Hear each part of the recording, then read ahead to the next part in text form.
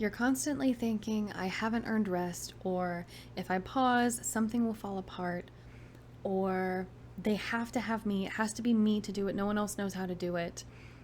I want you to know that you are not alone if you think like this, because these types of beliefs are so common, especially for women who have been carrying far too much for far too long. I know that there are plenty of us who grew up with the idea that our worth was tied to our output. Maybe that was in your home where people praised you more when you were helpful, or in a culture or a society. Maybe your church taught you that selflessness was holy. Maybe your job or your role as a mom or a daughter or a wife always came with these unspoken expectations to hold it all together. And over time, that pressure became more than just a thought. It became a memory in your body. Your nervous system starts to interpret rest as dangerous when this happens. And that means that it associates slowing down with being seen as lazy or unreliable, or as though you aren't needed anymore. And it's not just a mindset issue, this is a physiological one. Because when we're stuck in a chronic stress loop, when cortisol is really high for too long, our vagal tone suffers, right? And our vagal tone is the strength of that parasympathetic nervous system, and it gets weak. And that means our body forgets how to downshift. And when we do try to rest, it can ultimately trigger more stress for us. And that might be why you feel anxious when you're lying down, or why a vacation makes you edgy and stressed, or why stillness makes you cry when you definitely weren't expecting to. Rest becomes something that your body fights. And that's because it's been wired to think that busy is safe, even when that busyness is burning you out. But I want you to understand that rest is a healing tool. It's not meant to be indulgent. It is not meant to be earned. It is essential. That rest is when your body recalibrates your hormones. It repairs your cells and tissues. It integrates and processes emotions and memories. It cleans up cellular debris. It strengthens your immune system. It clears brain fog. And it is not optional if you want to heal. It is foundational. And if that feels like a brand new concept to you, if you feel like your body is getting tense when you hear me say it, take a deep breath in. We are just starting this conversation. You don't have to force yourself to do a lot of things to try and fix it all at once. Let's just explore together what this means, and maybe some gentle changes that you can make or think about making that might help you feel better in the long run. So let's start by talking about something that gets confused a lot, and that is the difference between collapse and rest. So this part's really important, especially if you have ever laid down and you were hoping to feel better. Maybe you were taking a nap in the middle of the day, and you ended up feeling, more disconnected. Maybe you slept for a little while, you felt more foggy, you felt heavier, more numb. And if that is you, this section might help to make more sense of what your body was trying to do in that moment. So collapse and rest obviously are not the same, but they can look the same on the outside, right? You're lying down, you're not moving, you're not doing anything, but your internal state is going to be telling a totally different story. So let's start with the collapse. The collapse happens when your nervous system is shifting into a state called dorsal vagal shutdown. And this is a part of your stress response that is called the freeze response, right? We have fight, flight, and freeze. So this is not rest. This is your body saying, I can't run, I can't fight, so I'm just going to disappear or play dead. And some signs that you might be in that collapse instead of a true rest state could be you feeling foggy or spacey, or like you're floating out of your body. Maybe you're lying there and you're zoning out when you're trying to text someone or trying to watch a movie on TV. Maybe you're forgetting that time is even passing. You're feeling really cold, especially in your extremities. Your hands and feet are freezing, but the rest of your body might feel fine or even hot. And then your muscles go limp, but you don't really feel relaxed. You still feel on edge. You're probably waking up from naps feeling really weighed down, really anxious, definitely not refreshed, even if you get a full night's sleep. And you probably have this really weird pressure to do nothing forever because anything feels overwhelming at that moment. And that's not you being lazy, that is your nervous system trying to protect you from overload. So let's contrast that with true rest, true restoration. Now, rest is meant to be slow, steady, and deeply healing. And that doesn't mean that you always feel blissed out when you're resting, but it does mean that your body is coming back online in a very gentle, safe manner and at a pace that you can handle. So when you're really resting, your breath is deeper, it's slower. Your body feels heavier, but in a grounded way, not in an anxious, flighty way, but in a relaxed and grounded way. Your thoughts are going to slow down without you going completely blank. You can still have a conversation. You're feeling more emotionally available. You're not feeling overwhelmed, but you do feel open to conversation, open to other ideas, open to maybe adding something onto your plate. And maybe you do cry, or maybe you feel a wave of sadness or some other emotion, but it passes and then you soften afterwards. You don't hang on to it. And most importantly, when you're resting, you feel like yourself, even if it's just a little bit.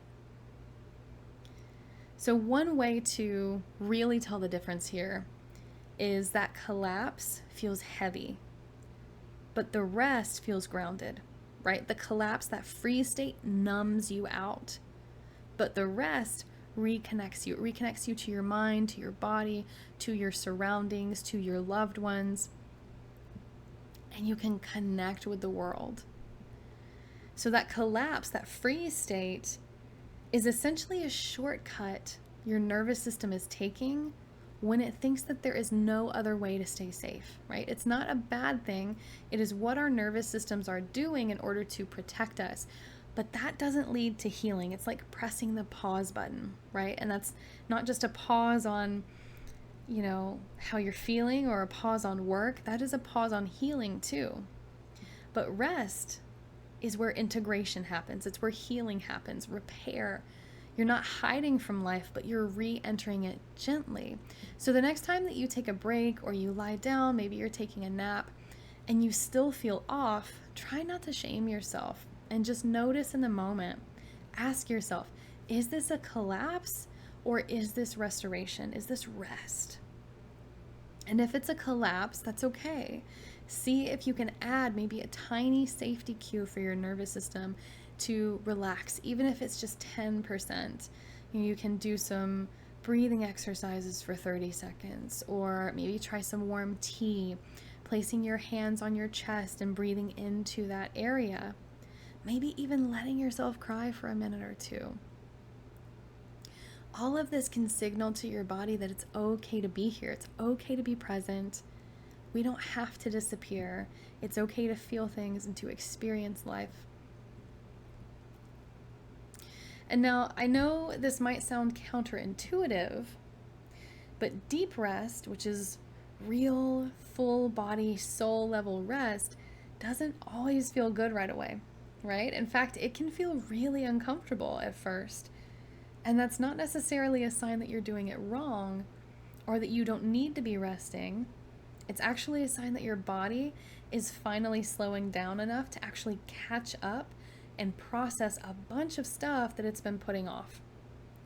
So when you start to rest, to really rest, and your body finally gets to hit that moment where it pauses all the stress and focuses on the healing, you're really shifting gears in your nervous system. You're moving from that sympathetic fight or flight state, fight, flight, or freeze in this case, right, into that ventral vagal, parasympathetic, rest, digest, and heal mode where our bodies restore themselves. So here's what actually starts to happen in the body. Your cortisol drops, right? That is your stress hormone, your main stress hormone, which is a good thing. But it might leave you feeling tired and very emotional at first because your body's not used to that shift. And then your vagus nerve activates, which means your heart rate slows down, your breath deepens, your body gets more oxygen and nutrients, your digestion kicks in, which means, again, more nutrients get digested and sent through all of the cells, all of the tissues. Then your body starts to re-enter that cellular repair mode. So your mitochondria, which are your energy factories in your cells, finally get to clean things up. They get to really get in there and do their job and get all this energy going in your body, help all these toxins get flushed out, and your immune system recalibrates. Your brain processes all of these emotions it's been holding on to, and old survival stress gets filed away in the back. So, our main goal is not to just teach your mind that rest is okay, that it's safe. We want to prove to the body that it is safe to slow down. So, let's talk about how we can make rest feel doable when it hasn't felt safe in a really long time. We want to invite rest in, right? We don't want to force it. We want to make it feel welcome in our lives because for so many of us, that slowing down isn't just hard and difficult, it feels like a threat and it amps up that survival mode. And that's because our bodies don't always know what it means, right? They don't learn safety through ideas, they don't learn safety through words necessarily. It's going to learn safety through experience, through repetition, through cues that say, hey, I'm not in danger here or now. So instead of jumping into a 2-hour nap or trying to meditate into peace, we start a lot smaller with tiny cues that signal the nervous system that it's okay to breathe. We can also use anchoring cues. So we all have these natural energy anchors, right? Like scent or temperature or sound, maybe even feeling a texture. And I call these botanic pathways. So these are your body's built-in sensory portals to safety. So this could be a warm cup of peppermint tea. It could be a soft throw blanket that you only use when you want to relax. It can be a calming playlist or even silence, right? They are tools for your body that gently tell your brain, hey, this is my cue to relax. So we can also microdose joy. And one of the fastest ways to gently rewire a hypervigilant nervous system is through these microdose joy practices. So these are essentially 30-second moments that make you smile, even if it's just a little bit. Maybe it's relaxing in the yard and you're watching your kids play, or for me, it's watching the cats play with their toys, or you're listening to your dog snore, or maybe you're putting on warm and cozy socks in front, just straight out of the dryer, right? Or, you grab your towel straight out of the dryer after a shower. These are all somatic reminders that your life includes that safety and that sweetness. We can also practice a soft start. So sometimes resting doesn't begin with stillness, it begins with that gentle movement, especially if your system tends to default into a freeze state. Lying down might feel more like shutting down than restoring. And this is where a quick salamander exercise or gentle body rocking can come in. And you just slowly sway back and forth or side to side, kind of like, think of a mom rocking a baby in a rocking chair. It's a cue for your nervous system to relax, right? And when you do that for a few moments, even just 30 seconds, it can help stimulate that parasympathetic nervous system and reset everything. We also need to pair rest with permission. And I know this one can sound really simple, but it's very powerful. So before you try to rest, say something out loud or in your mind if you want, but something that gives your body the green light. So you can say, hey, I'm safe to slow down, or nothing is more important than this breath right now. Or what I typically say is, I don't have to earn this pause. And you can try to pair this with one of the physical cues that we were talking about earlier with the pathways. Placing your hand on your heart and saying, I don't have to earn this. Or maybe wearing a bracelet and just kind of noticing it and turning it on your wrist when you say it. And that's like a gentle reminder for you to rest subconsciously in that moment. And it shifts your nervous system from that sympathetic state to the parasympathetic. We can also integrate faith if that feels aligned to you. So for many of the women that I work with, rest doesn't feel safe unless it feels held. And that is where spiritual breath, where prayers, where gentle devotionals can be incredibly regulating. So something like inhaling slowly and, repeating a Bible verse or a mantra and exhaling it out. This isn't about religion, it's about spiritual co-regulation. So meditating on scriptures, meditating on the mantras, reminding yourself that you are not resting alone, that it is okay to rest, can be a huge game changer for you. Also knowing your limits and honoring those things. So sometimes 5 minutes is the edge, right? And that's okay. This can be progressive exposure to stillness. So you build tolerance for rest like you build tolerance for strength training. If you're not used to resting is not going to look like coming to a complete halt and taking a 7-day vacation and actually relaxing the whole time. Start with a 30-second mental reset. Maybe, after that, later that day or a couple of days later, you can start working into a full minute, doing some intentional breath work. Then a longer rest period. Always let your body set the pace, because that's how we build trust between our mind and our body, which have been disconnected from one another when we are stuck in that freeze state. So the idea of a full rest day probably makes your body feel tight if you're in a freeze state, or your brain racing, the moment you try to lie down. So start there. If you are feeling those spiraling thoughts, start there with one of these small little cues, these small little rituals, and repeat it daily if you can. Even if it's just 30 seconds a day, right? That's what's going to teach your nervous system. Rest isn't the same as freeze. It is not a threat the way freeze is a threat. This is where healing starts. And you don't have to be perfect at it, right? A lot of us who are overachievers end up burnt out and in this freeze state, which means we're also typically perfectionists. So you don't even have to feel good while you're doing that 30-second pause. What matters is that you are practicing a sense of safety. You're creating a pattern. You're proving to yourself piece by piece that peace is possible. And even if it's awkward for you, even if your mind argues, even if your body isn't fully convinced and on board, trust me that this is the work and it is working. You have to be consistent with it. So let's talk about rhythm for a moment. Rhythm is something that can support you back into wholeness. So your nervous system craves predictability. It doesn't want rigid routines.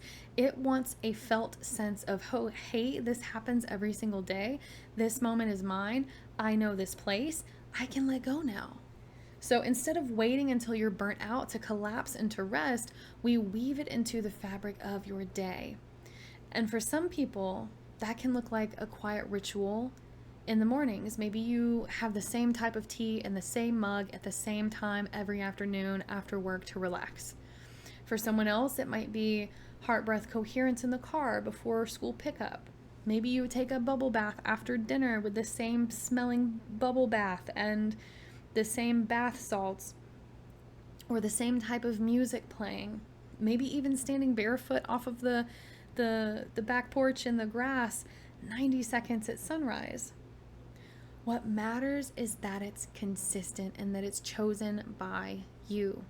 There's no right one way to rest, but when it comes to feeling familiar, your system will stop interpreting that as an interruption and start experiencing it as safety, as a home. And something that no one tells you when you start this type of healing is that rest can require bravery. Because when you slow down, everything that your body has been holding on to gets loud, right? That tension in your chest, that buzz under your skin, those old fears and anxieties start to whisper, hey, you don't deserve this. They all show up.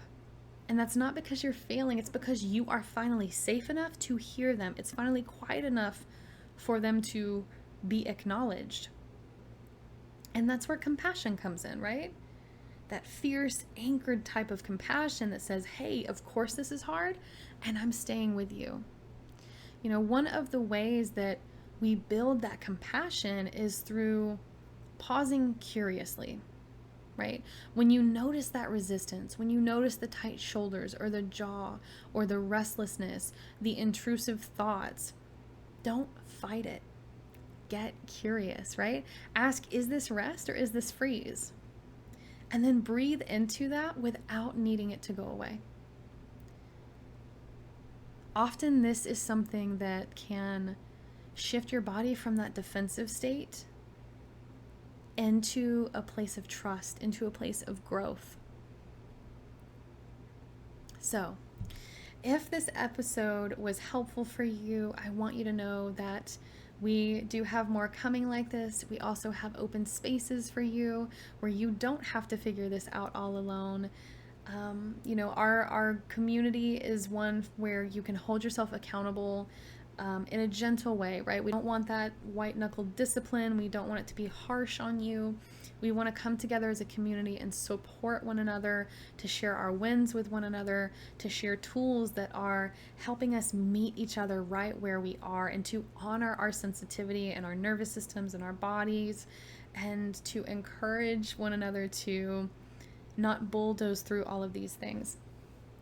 And you'll also find a 10-minute EFT video this week for helping you with the fear of slowing down. So this is going to be a gentle and calming way. If your body is still feeling really unsure about that rest, it'll help to relax all of that and to reframe those self-limiting beliefs that you have around slowing down and around rest. So all of this stuff is going to be linked below for you. And I want to end today with a collective breath. So wherever you are, place one hand gently over your heart, one on your belly, and just notice yourself here in the moment. And take a deep breath in through the nose, out through the mouth.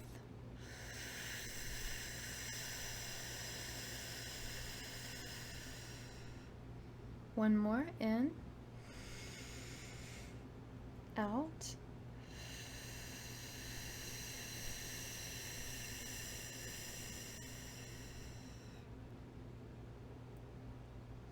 You are doing so much more than you realize, and you are not behind. You are absolutely becoming your best self. So thank you again for being here with me today, for allowing your body and your nervous system to listen and to heal and rest well. And I will see you guys tomorrow.